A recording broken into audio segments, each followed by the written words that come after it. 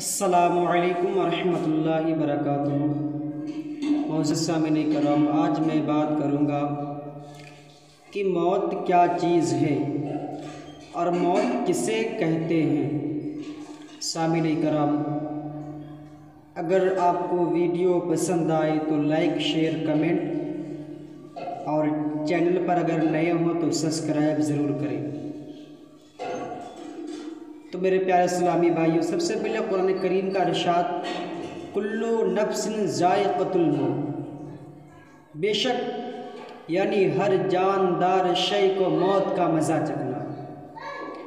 मौत क्या चीज़ है? इंसान के जिस्म से कैसे रूह निकाली जाती है, और मौत एक ऐसी चीज़ है कि हर एक इंसान को मौत आनी, हर एक शय को, हर एक चीज़ को दुनिया से एक ना एक दिन जाना है।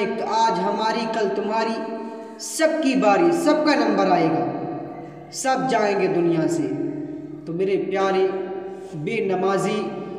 बेनमाजी की रूह तो ऐसी निकाली जाती है जैसे बबूल के दरख्त पर एक सूती दुपट्टा डालकर उसको खींच लिया जाए, जैसे उसके तार अलग अलग हो जाते हैं, वैसे ही बेनमाजी की जब रूह निकाली जाती है तो उतनी ही, बल्कि इतनी ही तकलीफ़ उसे भी होती है।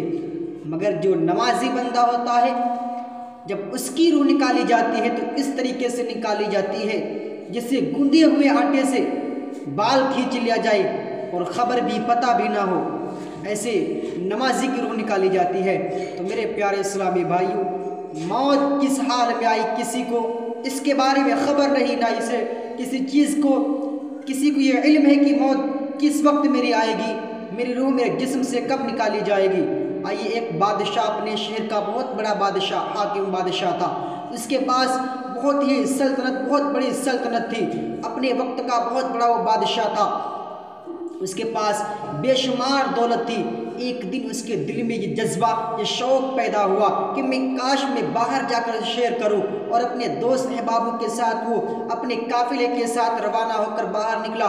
निकलने के बाद, मुख्तसर से वक्त में ये बयान, निकलने के बाद एक बूढ़ा आदमी आता है। आने के बाद उसके घोड़े के बल्कि लगाम को पकड़ता है। पकड़ने के बाद उस आदमी बल्कि बादशाह ने कहा, ए बूढ़े, ये तो बता, तूने मेरे घोड़े की लगाम क्यों पकड़ लिया है? इतने में एक बादशाह का गुलाम आता है और कहता है कि ए बूढ़े, तुम्हें ये नहीं पता कि ये कौन है? ये इस मुल्क के बादशाह जिसके तुमने घोड़े की लगाम पकड़ी है। बादशाह जो अपने बादशाह से वो बूढ़ा कहता है कि आप सबसे पहले अपने घोड़े से नीचे उतरे, मुझे कुछ आपसे बात करनी है। तो बादशाह ने कहा, आपको ऐसे ही बात करनी है, आप मुझे ऐसे ही बताएं, मैं आपकी बात को सुनूंगा। मगर उस बूढ़े शख्स ने कहा था कि ए बादशाह, तुझे घोड़े से नीचे ही आना होगा, तू घोड़े से जब नीचे उतरेगा तभी तुझे मैं अपनी बात बताऊंगा। बादशाह अपने घोड़े से नीचे उतरता है। उतरने के बाद जैसे ही वो बादशाह उसके पास खड़ा हुआ, बादशाह ने कहा, ए ज़हीब, ये तो बता दे, वो कौन सी बात है? तो उस शख्स ने कहा था कि तू सबसे पहले मेरे पास अपना कान ला, मैं वो कान में तेरे बात कहूँगा।